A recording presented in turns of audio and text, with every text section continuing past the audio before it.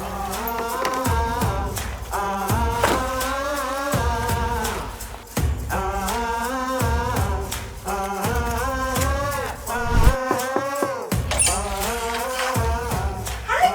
how are you?